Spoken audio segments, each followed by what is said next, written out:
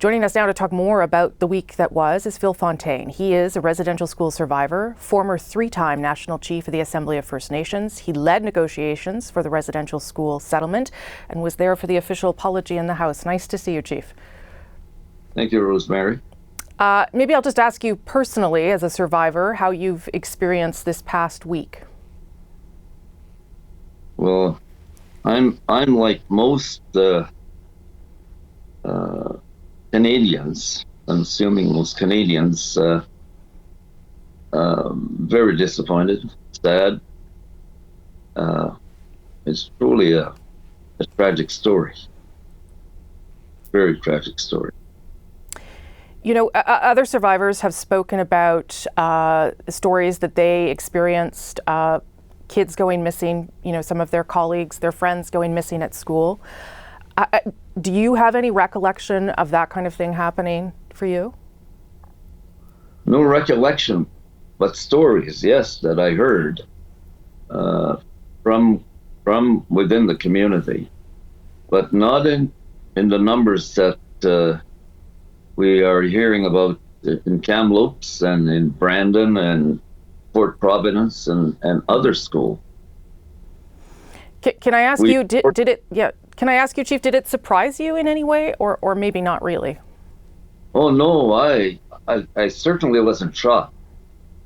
This had been talked about for many years, and the greatest challenge we faced was the issue of access to records with both the government and the Catholic Church entities, because we were dealing with not just one Catholic entity, we were dealing with over 50. Right. And I know you were listening in on my interview there with Cardinal Collins, who seems to believe that there are no further documents to hand over. What did you think of that comment? Well, he's a holy man. I'm sure he wouldn't lie, but he can fudge the truth a little bit. And we know that there are records in the Vatican. There are records yet to be accessed in different parts of the country. And I think Cardinal Collins should have been more forthcoming, in my view. But if I'm wrong, I'll apologize to the Cardinal. But I know that one of the greatest challenges that we faced when we were going through the work of negotiating our settlement agreement, and then when the Truth and Reconciliation Commission was established and they began their very important work, that was one of the biggest issues they faced. Yeah. Record. You went in 2009, if I'm not mistaken, to the Vatican and had a meeting with Pope Benedict at the time. You spoke to him, and at the time, you felt like that was significant. I think you said that you hoped that it would close the book.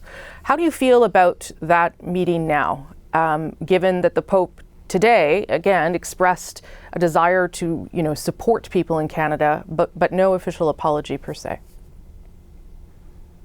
Well, it was a very special moment. We had worked extremely hard to secure the audience, this private audience with Benedict XVI. And the words that he expressed were certainly reassuring, but many people from within my community, the Indigenous community, in particular First Nation community and survivors, weren't completely happy with what transpired in Rome. And so my view, as much as I was encouraged and happy with the moment, I never ever suggested that would be the end. Mm-hmm. And so I believe very strongly that there ought to be a full apology from the Holy Father. He's done so in Ireland, he's done so in Bolivia, he's done so in other countries.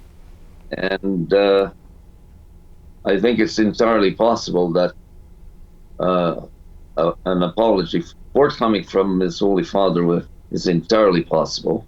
And knowing how the Canadian Conference of Catholic Bishops work, I'm certain that there is some work going on now behind the scenes, trying to figure out how this whole thing might be managed. Yeah.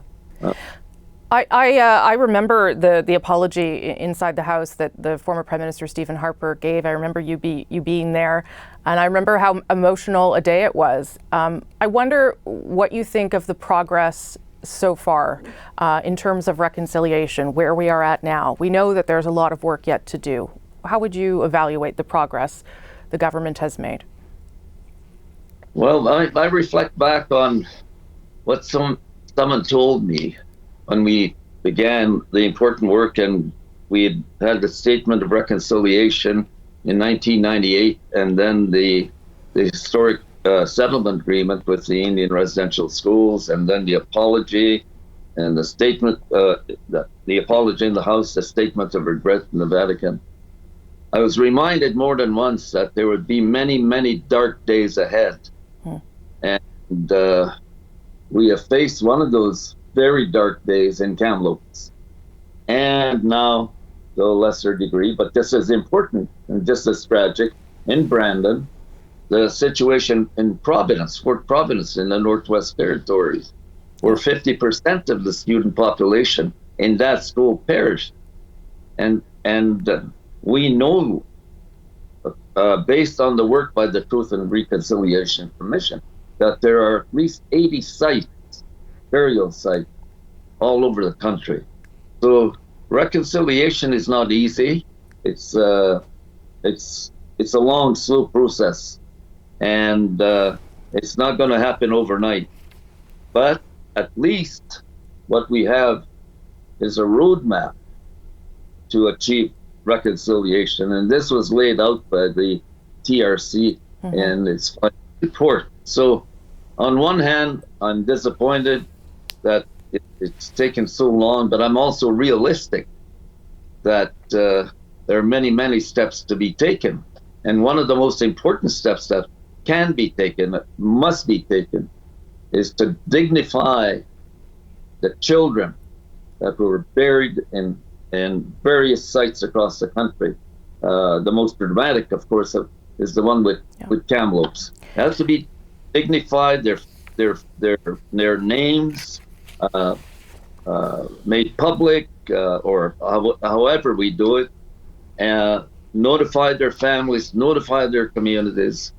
There has to be dignity around these sites. I just have a minute left, Chief, but a lot of Canadians maybe weren't aware of many parts of this tragedy, this horrific part of our history, and became more aware this week, over the past week. What would you say to them, to Canadians, about how they need to be part of reconciliation? For one thing, they should have believed this. Canadians should have believed this. They had an obligation and a responsibility to do so. Now they have an opportunity to accept what we've been saying as the truth. And in this case, the truth will set us free. I sincerely believe that. So there should be no hiding of records. They should make all records available. And there should be a renewed commitment to work together. By that, I mean the governments, the churches, in particular the Catholic Church, and the Indigenous community. If that cooperation doesn't exist, there'll be even darker days ahead. Chief Fontaine, we hadn't talked in a long time. I'm sorry it was this sad story that brought you here, but I'm very glad to hear from you and see you today. Thank you so much for making the time. Thank you very much, Rosemary. Thank you. Residential school survivor, former AFN National Chief Phil Fontaine.